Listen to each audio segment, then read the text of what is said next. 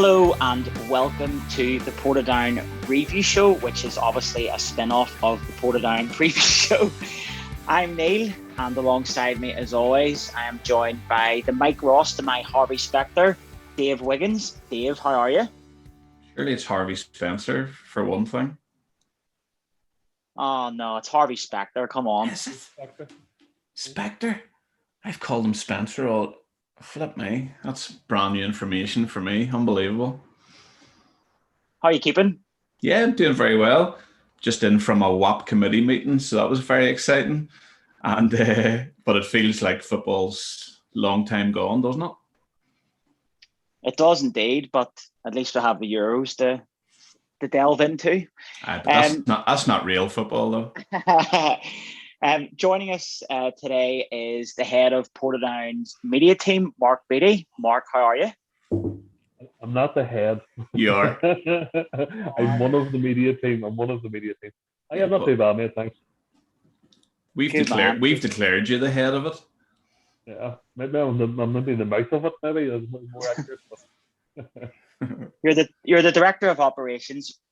Folks, before we kick on into this review show, don't forget to like and subscribe to the We Are Ports TV YouTube channel, and these episodes, amongst many others, can also be found on Spotify. Like we said, the basic premise of this tonight is just to take a wee quick look back at Portadown's 2020-2021 campaign. And I think, we can get tucked straight into it. And I don't think there's a better place to start than the opening game of the season at Warrenview Park, where we travelled to our Mid-Ulster rivals Glenavon and started the campaign off in rather spectacular fashion, winning 4-2 in their backyard.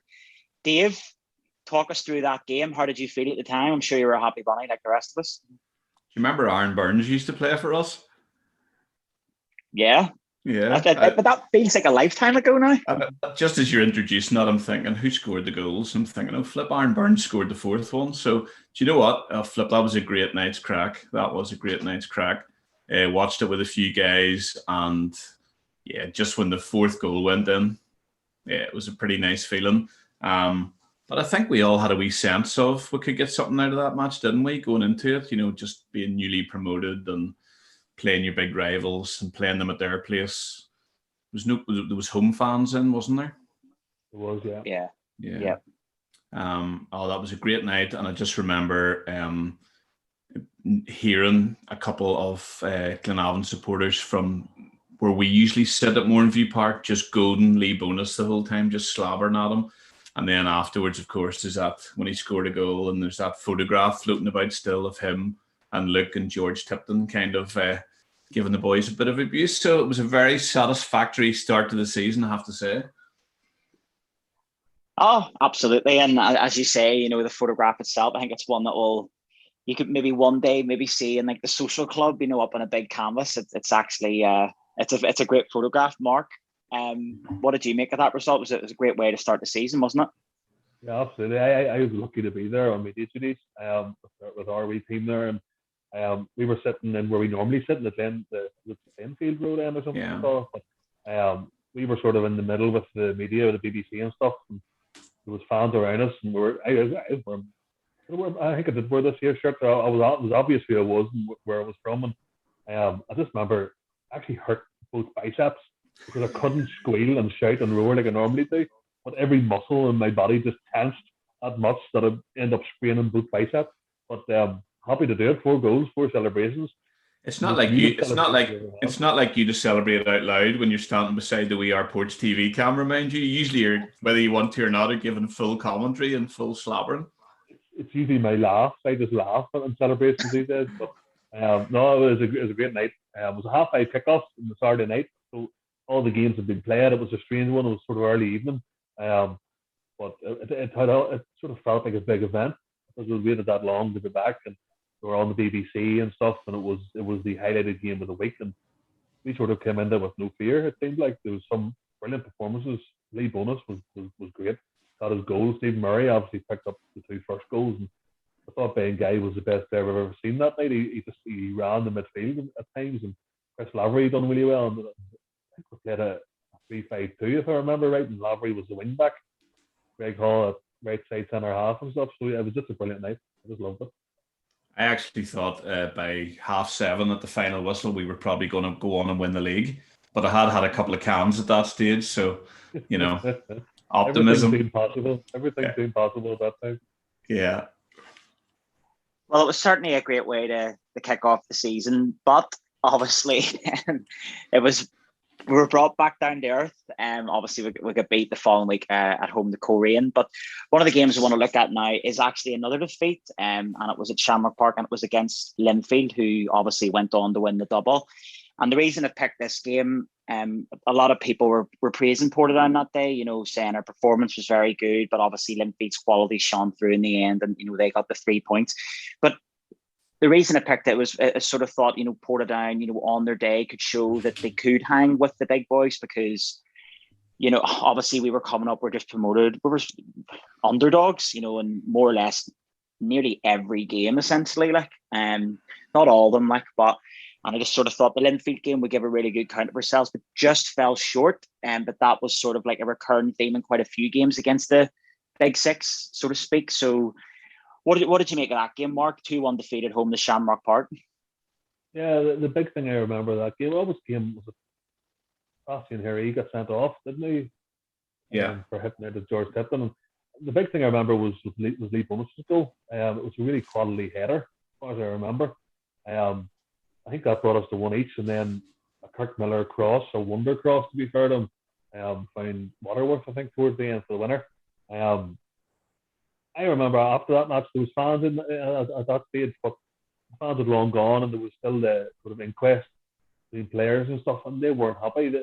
The players held themselves up to that high standard that they weren't happy just to compete. They were, they believed that they had it in them there to get a point at least, and that sort of impressed me. That we were beat, we were plucky underdogs and whatever that, but the players wanted it and they sort of knew that they can compete at that level. They were annoyed at themselves for conceding that goal, even though I thought, to be fair, it was a quality goal from a player who's done that down the years to every team in this league. But that sort of attitude impressed me of the, especially the defence, like Paddy and Paul Finnegan and stuff. They weren't happy to compete that goal, Yeah, it's a good game. You were commentating, weren't you, with a friend of yours? Oh yes, Mr. Keith Cruz, coach of the wee ones. I laugh. I like it. Listen, I think, I don't know if I said this at the time. I remember the week leading up to that. I remember sending Shane Todd a wee message just saying, "Listen, mate, how are we going to play this? Do you want to be Shane Todd and who generally likes Irish League football and throw in a wee bit of Keith Cruz here and there? Or do you want to just do it as yourself? Or what do you want to do?" He's like, no, mate, no, I'm going to get in full. I need to get in full Keith Cruz mode for the whole game. I just need to get in the zone and just be him the whole time. I remember thinking, oh, shit, right, okay. Oh, that sounds good. That sounds good. And, thanks to him again, he gave us time and effort, didn't he? Just to come down and do it. Didn't give him any money, and he got I think he got an away top, a wee away shirt, but goodie bag, yeah. Wee goodie bag. And I know some people didn't like it, but me personally, I just enjoyed the crack of it, and there was a few good one-liners in it. But I remember at the end of that match feeling a bit disappointed that we hadn't taken a draw. And I'll not carry this phrase into next season, but it was one of those ones of we play better against better teams, and that match really proved it. I think I don't know what it is, maybe a more technical team. We just, were able to pass and move a wee bit better rather than the sort of kick and rush stuff. But we gave a good account of ourselves, and I think everybody went home maybe a wee bit disappointed, but with that feeling of, all right, we're back in the top division here and we're competing, and yeah, I think we're going to be all right, kind of thing. Yeah, absolutely. Well, funny, this actually leads me on. Obviously, going the league was, suspended for a while. Obviously because of COVID and stuff, so it was put back, and this sort of leads me into a run of matches, late January, February time, and 3 draws, 1-1 away to Coleraine, 2-2 away to the Christmas champions, and 1-1 at home to Cliftonville.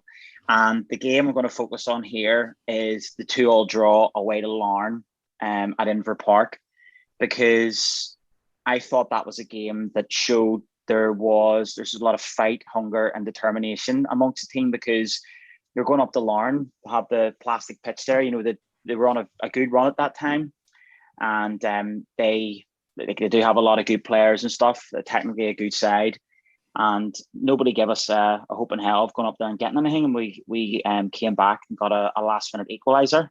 Lee Bonus came off the bench and scored. There's a recurring theme here. Lee Bonus grabbing a lot of these goals, and it was a great night down there. Dave, we'll start with you in this one. I know how fond you are of Larne, so so we'll crack on. What did you make of that result there that night? Can I just be honest? I didn't hate Larne so much until I got to know you a wee bit better.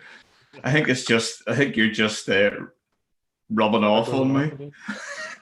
But, no, so you and I managed to be at that match, Neil, and I remember it was 2-1, and it was about 15 minutes to go. You turned to me and said, "We're going to get a draw here tonight. I can see it coming," and I wasn't feeling it at all. And then, of course, when the goal went in, it was kind of who scored the first goal that night then? Ben Guy scored it. Ben Guy, and both the goals we basically put Devlin under pressure, wasn't that it?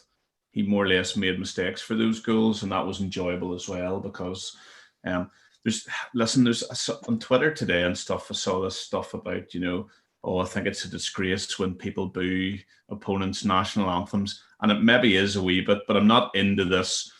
We're all football friends and we're all Irish League family, and it's all lovely, and Ballymena and Carrick and Larne are working together to try and get joint funding, and I hate that. Football is about to me, football is about a battle. You're going to war. It's modern day warfare. You go out to do anything that you can to beat the opposition. And yes, there can be a wee bit of friendly rivalry, but yeah, I'm not into all this nice stuff. So I was absolutely delighted that night. I was delighted that Devlin made 2 mistakes. I was delighted we put them under pressure.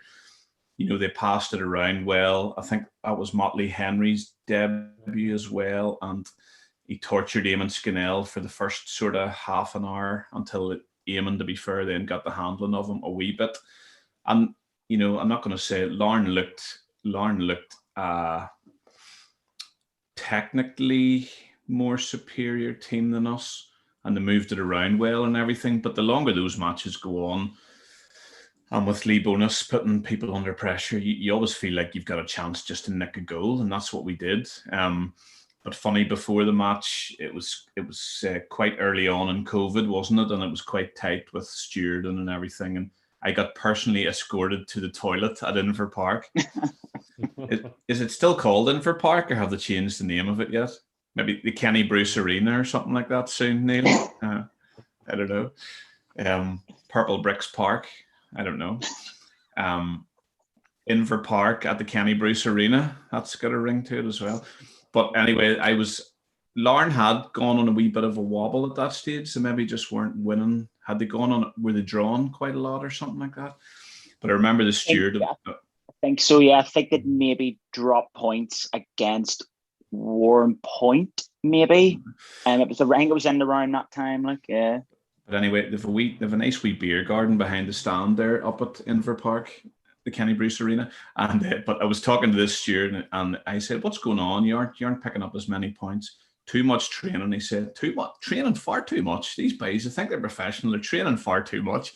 And I remember laughing at him, but by the end of it, I was thinking, yes, you have to train and be fit and everything, but I remember actually thinking, can you overtrain? Can you, as an Irish League player, are you smart enough to take in the tactics and all the technical stuff? I just don't know. But anyway, it was a great night. We drew 2-2. I remember going down the road very, very happy. I was actually pretty...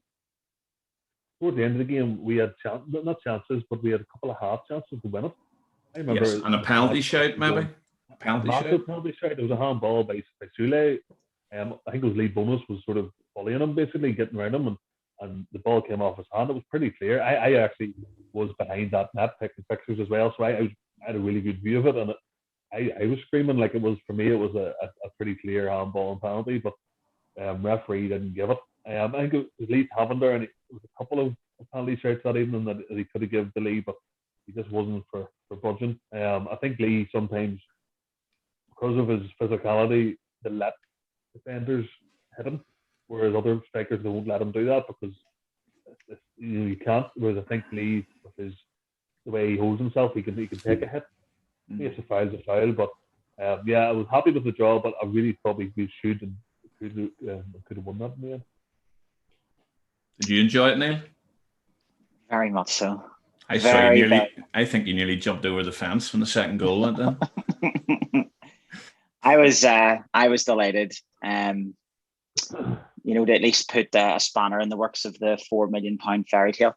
Anyway, so a few weeks later, we played our nearest and dearest rivals again, only this time at Shamrock Park. And once again, we hit 4. And the opposition, Glenavon, their manager, our former player, Guy Hamilton, his exact words were, we were embarrassing in his post-match interview, which I always thought was quite amusing. That was another great day, Mark. It's always nice to get one over in Glenavon. I very much doubt many people would have thought that we would hit them for 4 twice in a season. How did that go down with you? Well, funny, this game, I remember going to it, and that was our first home game against them since going up and stuff. And I arrived at the ground and seen Jason Hall on the way in, and both of us were looking at each other and going, really excited about this, and we weren't really, because it just didn't feel like a Middlesbrough derby at Summer Park. It didn't have that. There's no fans, there's no atmosphere, there's no build up to it. But that changed very quickly when Portadown came out of the blocks, and you just seen the boys were fantastic from minute 1 to minute 90, whatever. It could have been 8. Is the honest truth. We had that many chances to really put up a cricket score on them. They give up. Lee Bonus had the run on the Colin Coates. Colin Coates didn't know whether to get tight and physical with him or sit back, because he can beat him for pace or beat him for power. And I know that they had a man sent off in the first half an hour, whatever it was, 20 minutes or whatever. But I don't think that really changed it, because we were rampant, and I don't think they could have stopped us that day no matter what they'd done. I was on commentary that day, and I remember I was listening to my own commentary before that, and I wasn't happy with the goal commentary. So I was determined, if we score today, I'm screaming and I'm shouting and I'm roaring. And I got 4 chances to do it, so that to me that was fantastic. I really enjoyed that. And Shane McCabe was on commentary that day as well, and I thought, to be fair to him, he was very good. He was good, actually. He was very good. I loved that day. I just went home in cloud 9. So. Yeah, that's definitely. I would rate that higher than the 4-2 away, because I really was able to celebrate and enjoy it, Dave, I think you came off with the famous quote after that, wasn't it? You're only as good as your last Middlesbrough derby. That was doing the rounds that night on Twitter. It came back to beat me on the ass, didn't it? Beat me on it, bite me on the ass. Do you know what you were saying about, listen, in the moment and in the time, it was so enjoyable, and it was so, like, Gary kept the players in the change room for a long, long time. And then when his interviews came out about, we were embarrassing and all of that, I really enjoyed that. But actually, you have to give Gary a wee bit of credit with that stuff. That was obviously, he used that again to gee his players up and to give them some motivation. And to be fair, I don't think they were as embarrassing as that for the rest of the season then. No. And then, so it was enjoyable at the time. Looking back, he probably was embarrassed, but I'm sure he was thinking ahead to the next matches. But class, I mean, to finish 9th here and to tank Glenavon twice as part of that and come away with some other good results this season, I think has been really enjoyable. But yes, those 2 Glenavon matches, especially as Mark said, the one at Shamrock Park, yeah, that was very, very enjoyable. And we waited a long time for those matches to come along, and to be back involved in them was absolutely brilliant. Yeah, absolutely. I'm sure everybody, even on the blue side of Middlesbrough as well, I'm sure everybody's looking forward to the derbies again, where both sets of fans are there, in full attendance and stuff, especially on Boxing Day. I'm fingers crossed we all get to go to that this year. Because do you see, when you're singing derogatory songs about people from Lurgan and you're sitting in your living room and they can't hear you, it's just not as fun. Like, well, fingers crossed for next season. we'll be able to to sing derogatory chants at Lurgan folk, and we'll all be in the ground. Right, moving on. Next game, I've picked it because again, I think this is one that sort of sparked Portadown into life. We went on a run, and during this run, this sort of started the run, but then when we turned it round, it's sort of like a wee bit of a catalyst. We got beat 5-3 away to Carrick, and that was a game where we'd beat Dungannon on the Saturday, and if we went in on the Tuesday night, if we were to beat Carrick, it really put us in like a great position, to maybe even at that stage kick on for ninth. Unfortunately, it wasn't meant to be. We raced into an early 2-goal lead, and then suddenly found ourselves 5-2 down. It wasn't particularly good. This is the match that probably depresses me and Mark the most, I'd say, because we did commentary that night. No, this is a different one. That was the first one away at Taylor's Avenue. This is the second one. The second stuffing we got at Taylor's Avenue. It was. How do you think I felt in that bloody bridge? Like that. Yeah, more or less.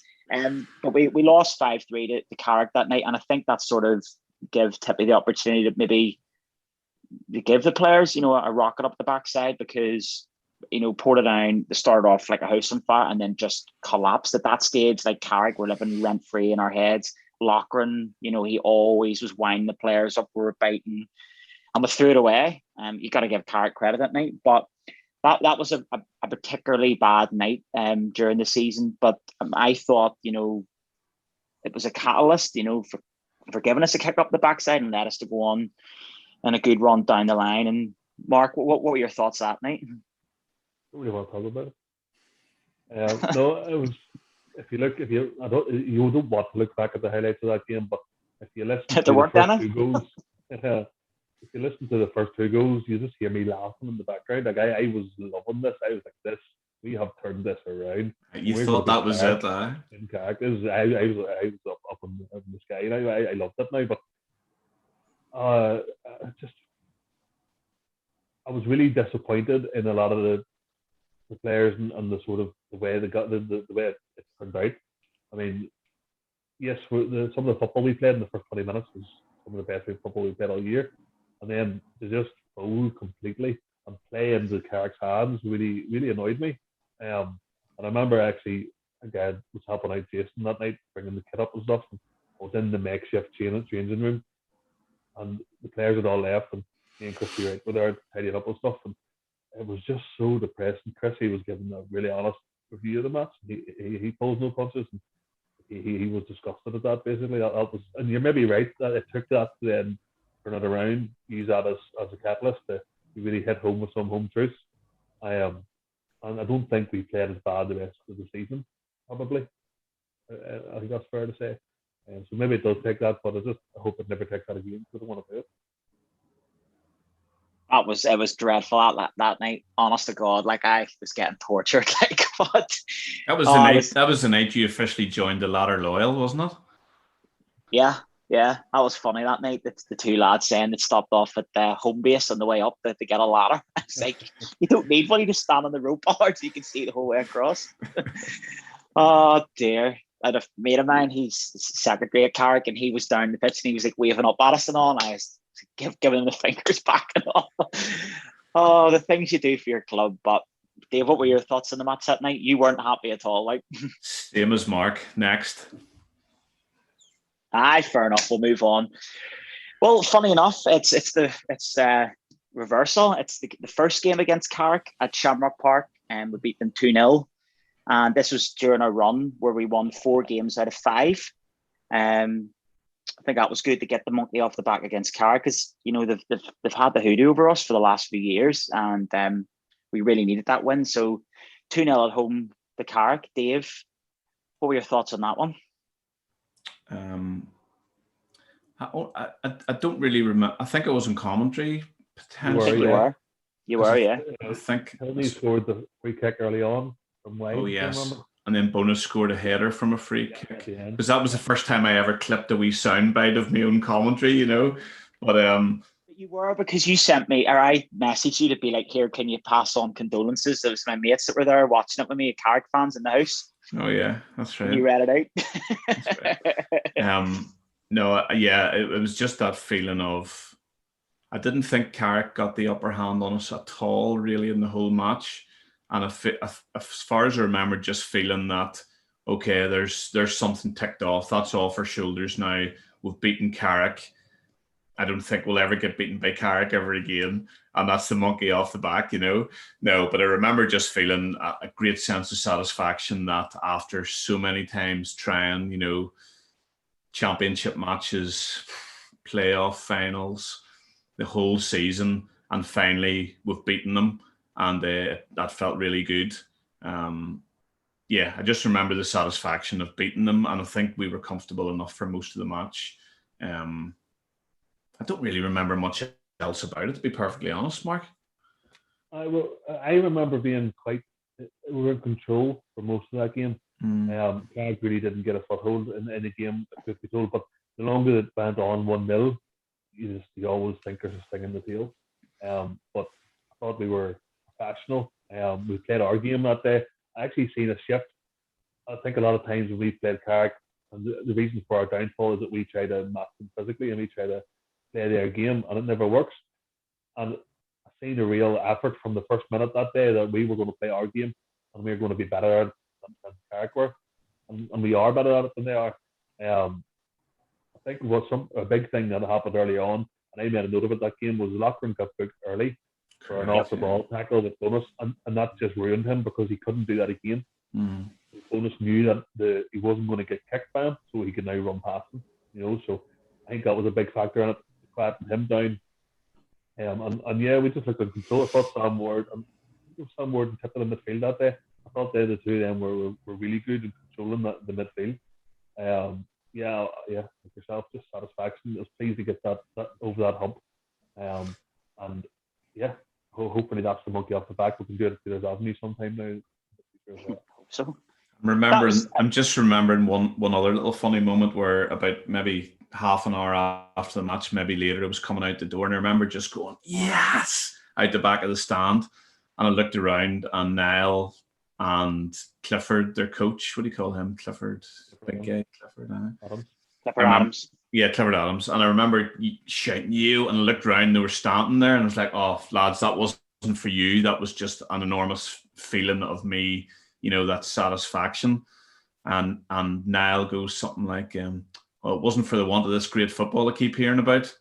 And I was like, oh, mate, it's 3 points. Come on, it's a long time coming. And then we just had a bit of a chuckle. So, yeah, it was definitely that feeling of, yes, finally, we've done this. We need to beat them at Taylor's Avenue now, don't we? Yeah. Absolutely. Ben Tilney scored a good goal in that game. That was a free kick from out wide, yeah. You had no right to have a shot. Maybe it was an overhead cross, but we'll say it was a... Well, he's signed for them now. So he has. Will we see him again next season in orange and black? Right, as I said, we're in the 4 wins of 5 here. We'll get on to another match here. I know, Dave, you're smiling already. You know already what game's coming here. So it's when did we beat Larne perchance?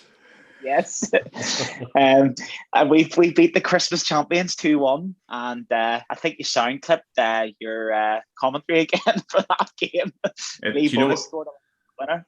Yeah, if you listen to it carefully, it's nicely full of innuendo as well, but I clipped that because I remember the feeling that, what was that, 94th minute? Yeah, and I was on commentary with Philly Major that night, and that was just a great privilege as well. Someone who knows how to talk and tell stories and knows the game inside out. And I've bumped into him on the North Coast a couple of times in the last month, and it's just, introduced my son to him, and that's just lovely. Like, for someone who's, well, the most decorated player at the club, a club legend, to be able to do that.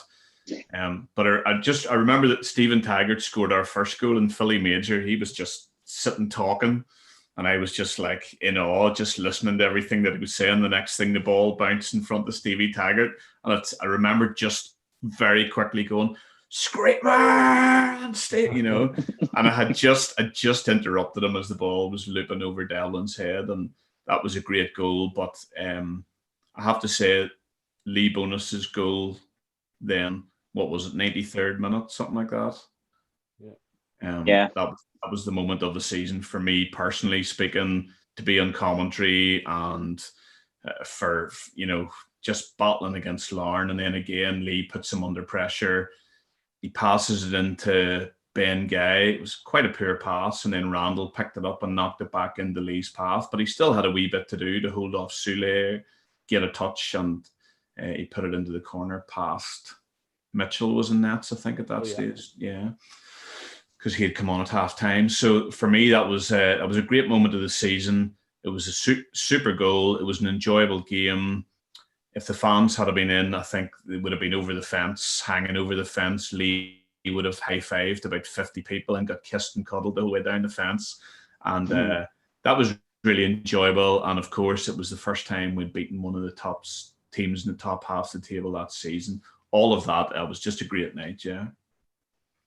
Your commentary on the bonus goal sort of reminded me of Martin Tyler and Sergio Aguero back in 2012. Squeaky. Mark, what were your thoughts on that game? As Dave said, it was obviously, that's why I touched on the Linfield game earlier in the season. It was sort of like, performing well against the big sides, but maybe not necessarily getting the result. Obviously, then Larne finished in the top 6, and we got the result against them there. What were your thoughts that night? Like? Yeah, it was. For some reason, I think it was the Stephen Taggart goal early on, maybe the first 20, 25 minutes or so. What a goal that was, by the way. He'll never have a ball as sweet as that, especially with his left peg as well. But remember that Connor Devlin ran out of the goal randomly and just headbutted the turf. Yeah. And then he had to come off injured because of that. He'd hurt something. But actually, Ben Guy should have scored that as well. Should have, yeah. That would have. Can I tell you, if Ben Guy had scored that, you boys would have clipped that. That would have been on Soccer AM and all the football YouTube shows, all flat out, like, wouldn't it? The goalkeeper just running past it, and yeah, headbutting the turf, yeah. But yeah, for some reason that game, I got very excited. I got very mouthy. See, when there's no fans about, it's hard to slobber because the referee can just go, I just seen you slobber at me there. So you don't have that sort of group shouting. So I didn't really get mouthy too much this year, but for some reason that night I did. So there was a few. Remember, it was a dive by Cosgrove that got them their penalty. Is that the same night, isn't it? Yeah.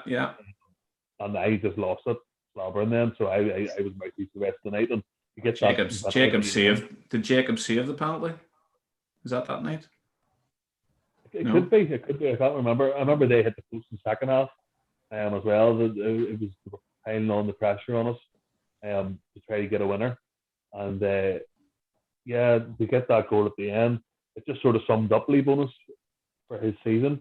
His hustle and bustle, giving up on nothing, and then to have the composure at the end and that wee bit of class to finish it off was just immense. And then the celebration, like you said there about the fans, that's the first thing we said as soon as the match was over. Imagine this place was packed. It would have been some eruption around Shamrock. It was a great scene to see players celebrate like that. Because I think when players score a goal with no fans, they don't know where to go. They don't know where to go celebrate. They just sort of stand around, hug each other. There's no real celebrations per se. But that night, because of the late goal and stuff, there was great scenes at the end. And I just remember hurting my voice box by screaming and shouting and running down the concourse at the back of the stand. So I really enjoyed it night. Well, you're saying there about the fans obviously not being there that night. The last match I'm going to touch on here is the game at Shamrock Park between Portadown and Dungannon, where fans were allowed back in, and we went on to win 4-2. And Dave, I'm sure you can agree, it was a great night that night. It secured us 9th place essentially as well, which at the start of the season we've always said would have bit your hand off for 10th. And beating Dungannon that night, obviously results went our way. Regards Warren Point as well, it more or less guaranteed 9th place.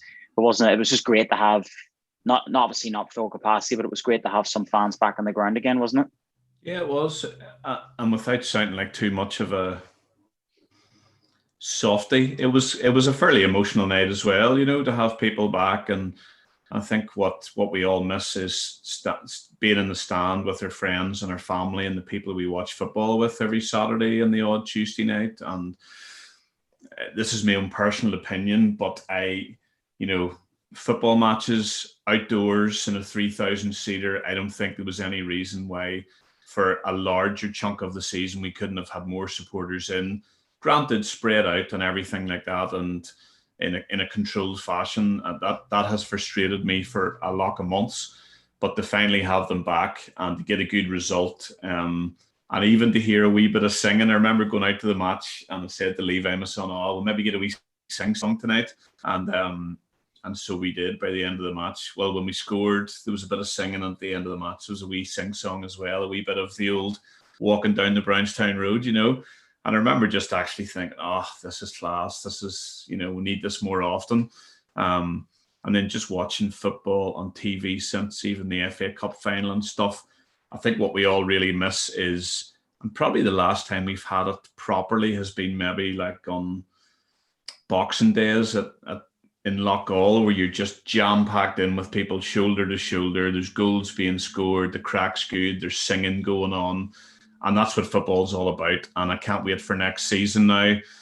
I'm a little bit nervous that there might be some restrictions, but hopefully not. Hopefully we can get plenty of people into the stands. Hopefully we can get away supporters in and we can have a good sing-song against each other. But that night at Dungannon, I think it just reminded us all of why we watch Irish League football, why we follow our local teams, because it's personal for us. And it was a good result as well. It galvanised ninth place. I just remember the players coming off, and there was a lot of cheering and clapping, and it was kind of mutual as well. And I think we'll have to give a wee shout out to Roy Carroll as well. That was probably his final match in front of a decent crowd in the Irish League. And I remember he just held himself back and he sort of went off clapping at the end, and he got a good reception as well. So someone who's been important to people from Northern Ireland in a football sense as well. So it was a real good night. It was memorable. To secure ninth place this season has been, I think, absolutely fantastic. And that's set against where we are, the budget that we have, the fact that we're newly promoted. And it was just it was a good night. It was a feeling of satisfaction. We've achieved something this season, despite all the difficulty, and push on next season, hopefully.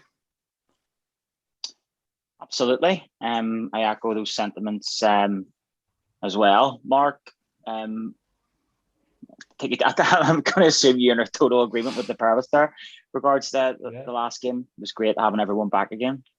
Yeah, I remember the build up to it, even the whole weekend before. I was giddy. I was like a child. And I think I said the Matt Gregg and stuff on the Sunday and Monday before. So am I mad for being really excited about this? Because yes, you are.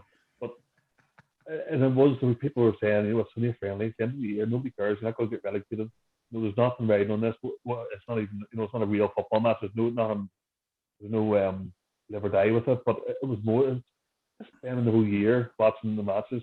And listen, I'm lucky that I got every game this year. I didn't miss one, and I count myself very lucky to be in that position. But that's because you're the head of Portadown Media. You're the head of Portadown Media. The mouth of it. No, I do count myself really lucky to be at every game. But there was times where it was tough because you know you were in a bad run of form, and you know restrictions are weird. And, you know, you have to go in wearing masks, and you know, there's times where it just wasn't comfortable, and you didn't have the fans or the people around you that have made it what it is. So just to get people back in the ground, and then we went 2-1 down at one point, and here we go, you know, the crowd's in again, and we're going to let them down or whatever. But I think that the team are more than that. You know, to have that guts and that sort of heart. And they showed that, especially good to see Lee Bonus get that goal because, I mean, his team, he loves it. You know, you can tell he doesn't bottle it up. He wears his heart on his sleeve, and after that goal, you could see how much it meant to him just to do it in front of the fans. And I had told him before the match, if you do score, you have to run to the camera because we want the footage. And to be fair, he done that for us, so he does us a favour. But even Adam Sally was fantastic that night. Like, that was probably his best individual performance. Maybe not his best all-round performance, but yeah, I'd say maybe it was of the season. He got the goals at the end of it too, so great to see him get the confidence. there's been matches when Adam has just worked really hard and maybe hasn't got a goal. As a striker, you're expected to score goals, but he's doing an awful lot of horse work there as well. So at the Dungannon match, he got a couple of goals, didn't he? He got 30. He is playing off the right as well. And it's harder to get goals from the right-hand side sometimes. He's putting that work in that maybe you don't see. I know, and sometimes when you watch this game on TV, especially if you're watching the streams and stuff at home, the TV focuses on where the ball is. You don't see the work that he's putting in. He's putting in effort to get back to that right-hand side to help out whoever the right back was, Nathan Kerr or Greg Hall. But I watched him all year, and there was times where he was dogging up and down that right-hand side, helping out, and wasn't getting the rewards for it. And he finally got those awards in that game against Dungannon. So I was really pleased to see that, Yeah, absolutely. I thought, well, Adam, he got the We Are Ports Player of the Month there at the end of the season, didn't he? Yeah, so Player of the Month for May, yeah. Yeah, so well deserved, yeah, well deserved. No, absolutely. No, he put in some great performances as well. You're saying there about strikers. I think someone would need to mention he's just departed there. He's signed for Anna United, Stephen Murray. He chipped in with a couple of good goals. He played his part in the game against Glenavon, scored a screamer away to Warren Point. Memorable. It was just given the head there, the Warren Point game, because there were fans and it was all very hustle bustle and that we stand behind the net. Any words for Stephen Murray there? Yes, Stephen came in at a weird time last year, or the year before, whatever it was. Came in January, the end of January, I think, and the season was called off in March. So he was only really bedding into the team as the season was off. And I think the 2 games before that, he was really good. So we're expecting big things now. He started off brilliant. I think he's a sort of that wise older striker, because he knew where to be and where to go. He maybe didn't have the over exuberance that Lee Bonus offers you, and he just didn't get as many games maybe he would have hoped. But I thought he's a really good option to have around the squad and have him off the bench when you need him. And he seemed to just do really well against Glenavon. So that's good enough for me. I think we'll remember him for a couple of goals against Glenavon, who kindly sent him to help us win the championship that season, and that great goal down at Warren Point, which was the only away match where some fans were in that season, isn't that right? This season, I think it's maybe the only match. There was the Warren Point, but a handful of us got into Carrick away, the 4-1, but there was only unofficially having friends in low places. Stephen, I like Stephen as a fella. He's a great guy, and probably if we hadn't had a Lee Bonus or an Adam Sally in our team, he probably would have started more for a larger part of the season. But as we all know, it's a squad game. There's 20 odd players, and probably the manager and the coaches are watching people in training 2 or 3 times a week, and they know what they want to put out there. And probably Stephen maybe was just a victim of 2 young lads working really, really hard. I think Stevie Murray, he can look very laid back sometimes and then pop up with a couple of goals. But I wish him all the best at Anna, and hopefully we'll, like all Portadown supporters, Anna's a bit of a second team for us. We usually watch the odd Anna match during the season as well. So we wish him all the best. I think he'll score bag full of goals. And of course, they've brought in some other players around him, so there'll be a bit of experience there as well at the Anna this season. Yeah. Do we watch them as a second team? I thought you said earlier on such thing as like friendly. It's all rivalry and all that stuff. No way. But to me, I know they've got a few pound and they're punching above their weight, the Anna, but to me, it's like going and watching Seago or one of the local teams, and that's disrespectful, I know, because the Anna's a really well-run club and everything. It's just traditionally down the years, you've maybe popped along to watch the odd Anna match if that's the only match on in town that day, yeah. Anyway. Portadown and the Anna always had a real relationship, though, because I'm near sure all Portadown's old kids used to go to the Anna and they used to wear them after us, so there's always that wee tie-up with the Anna. Yeah, didn't our former chairman played for the Anna back in the day, Yeah. I believe, and so there's a bit of a link. A bit of a link. They play in red as well. I remember Portadown playing Anna in the League Cup a few years ago.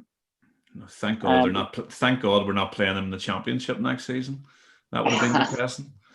Yeah. Oh, you might get Anna, might get promoted. Anna and Loughgall. John Campbell still there as well. Oh, there you go. But yes, wish Stephen all the best there. Obviously, there's been a few outgoings. There's been a few incomings already. We'll get on that in a second. But I think one person we'll have to touch on. He had an exceptional season for us. I was going to say big boots to fill, but it's not. It's going to be big gloves to fill. It's obviously Jacob Carney has left us there. He was with us for 6 months and put in some wonderful performances. Mark, what do you got to say about Jacob there? I think he's been superb for us. Yeah, he's been good. He's been brilliant. Remember when he first signed, he sort of go 18 and 19. He's goalkeeper. That's a big position for a young goalkeeper to fill. Or a young person to fill. And his first game was against Crusaders at home. And you think, right, okay, playing Crusaders, you're not expected to win, so maybe that's a good one to throw him into, or whatever. But then you think, geez, Jordan Owens and Richard and Adam Leckie, Adam Leckie going up at him, he's going to get pummeled pretty early on, and he did. But when you see him, he plays bigger than what he looks sometimes. Mm-hmm. You first see him think, he looks young, but he plays so much bigger. Presence. It's presence. Yeah, it's his presence. That's maybe what it is. His command. He's just there's no real weakness. He comes for crosses. He kicks well. He controls well. You've obviously seen his shot stopping is as good as there is. Saved a couple of penalties. I mean, yes, great goalkeeper, but I think Tippy put it in an interview one time. He's just a great man as well. He's a good guy. He really fitted in really well. He seemed to come over and really embrace everything. Sometimes people can come over to England and stuff and sort of treat it as a bit beneath them or whatever, but he really took the ball by the horns and loved it. He seemed to really enjoy it at Portadown, and I was glad that he got a game in front of the Portadown fans before he left as well, because I think he's the type of character that would thrive on not the pressure of the fans, but the support of the fans, and he would really work well interacting with that. So I'm glad he got that at the end. He seemed to really enjoy it too, to be fair to him, and he's well liked around the squad and the club. I've no doubt the fans would have loved him as well if they really got to know him better. Yeah, no, absolutely. He's a good guy, and we had him on the show once and on. He was good crack.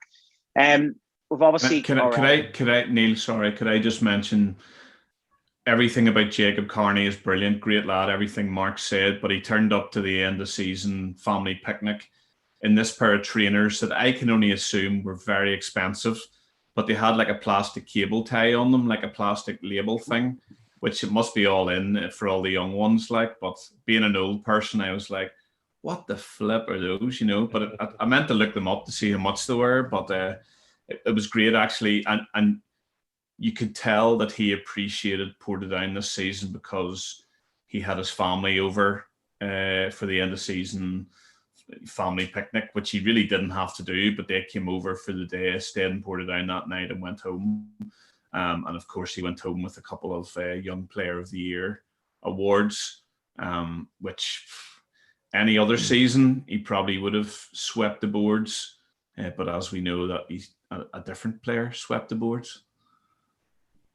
Yes, indeed, Lee Bonus. Like we said, we've given him so many plaudits already in today's show with all those important goals he scored and stuff. But yeah, I think we ran out of superlatives to describe how good Lee's been this season. I think, well, I voted for him the player of the season. I don't know about you two, so I think it was well deserved. But again, Jacob, realistically, it was going to be one or the other. Do you know what I mean? But it was. I don't really think anyone else really had a chance of winning it, really, did they? It was always going to be Lee. But fair play to Lee, and hopefully, fingers crossed, there'll be more of that to come down the line. Moving on quickly before we close up, there's already been a couple of incomings. We've signed Sammy McLeod and Michael Ruddy has joined us from Crusaders. What do you make of those signings, Dave? Yeah, I don't know anything about McLeod apart from I've seen his YouTube highlight reel, but you should see my YouTube highlight reel. It's freaking class. I've left off all the crap stuff, but I presume he looks tall and he looks agile and he looks strong. He can shoot. He's got skill. So I'm looking forward to having him in the centre midfield. If he gets a starting place, I don't know. And Michael Ruddy, yeah, I mean, a good seasoned Irish League left back. Good player. Looks strong.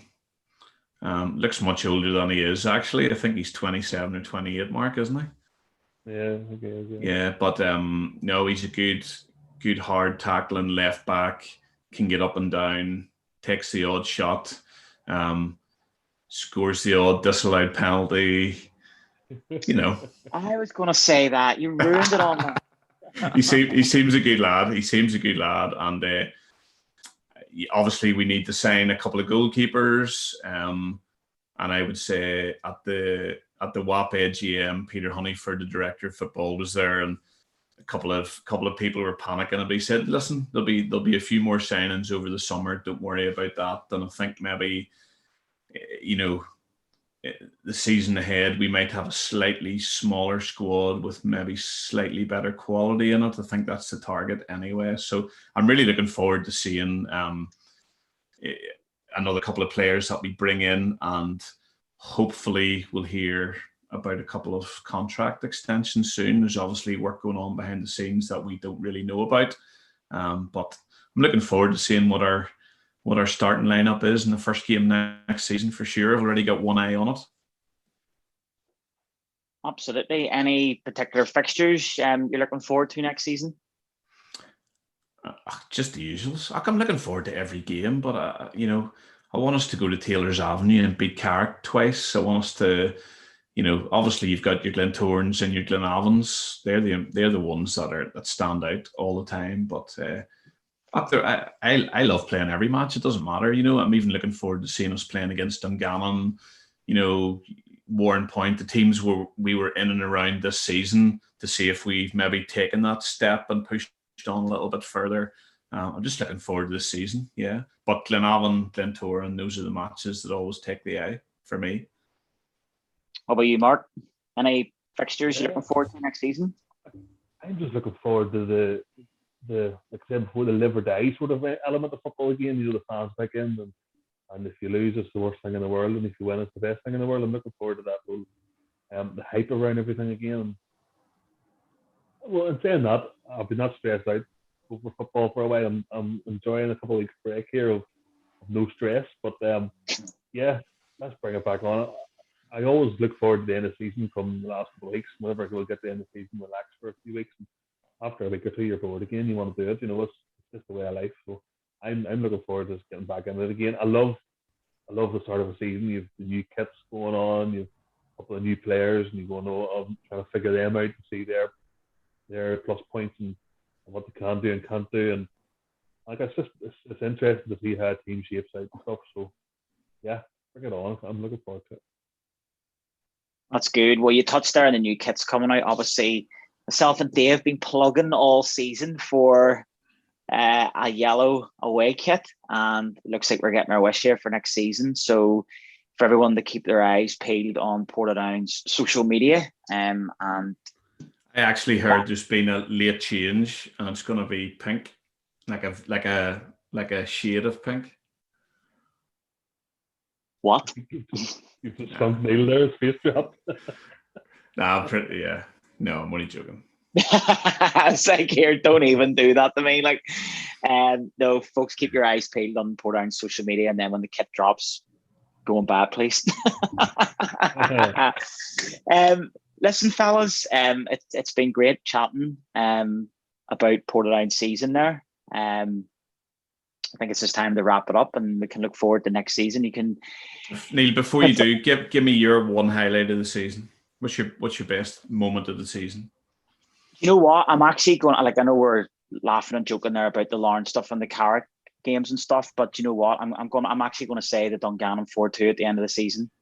It was great being back, with your friends, your family, like Madonna all being there and stuff. It was brilliant, and we got the win, and it just like obviously I've been there, you know, for different games throughout the season for different roles, whatever. But actually to be there, like first and foremost as a fan, you know, it was brilliant. So I'll go with the Dungannon game, but obviously there were a couple of other. The Lee bonus goal against Larne was really sweet. I'll be honest with you, like that. Commentary was unbelievable that night. Commentator of the year, but whoa. sorry. And you did one as well, mate. Well, the only highlight I got was Adam Sally scoring a penalty. Sorry, no, but listen, first game was a 3-0 loss, so you wouldn't wait. No, listen, the Perry's obviously shared the commentary duties throughout the season. We're both brilliant, like, and like a lot of Port Ireland fans would say the same about that there. So fair play, and like, you know what, fair play to anybody out of any of the clubs, you know, that had to do it. Like, I know, like a friend of mine, like, you know, he stepped up and done it for Carrick, and then like you obviously some clubs actually have like Ballymena had Jackie Footer and stuff. So, you know, fair play to people that actually stepped up and done it, because it's not easy. Like, so fair play to the Perry's, like, but yeah, back the initial point, the Dungannon game for me, I'll go with that there. Like, just to actually be there and to actually get a win, it was rather sweet. Like, so yeah, but yeah, I think we'll wrap it up there. Thanks for the Perry's for coming on, and I hope you enjoy your summer, and see you pre-season at Shamrock Park then. And our new I was going to say our new yellow kit will be wearing red for that one. Like, so. Pre-season show, we'll call it then, will we? Absolutely. Oh no, this is the it's already called the preview show. We can't have the preview to the preview show. We're struggling now. We'll think of something. We'll think of something. So that'll be, well, the season doesn't start until the last weekend in August this year. So yeah, with another. Whoa, do you know what? We've only got 2 months. It actually isn't that long away when you think about it. And do you know what? August, towards the end of July, I imagine there'll be pre-seasons, and right up through August, there'll be plenty of matches to go and watch and lean on a fence around Laurel Vale or Rich Hill or Tandragee or wherever it is. Yeah, looking forward to those as well. Yes, indeed. Well, fellas, before we go, don't forget to like and subscribe to the Reports TV YouTube channel, and you can also check it out on Spotify. And yeah, thanks very much for listening, and thanks for everyone that's listened to the Port Ireland preview show throughout the season. Hope you enjoyed it, and I can't wait to be back next season. Cheerio.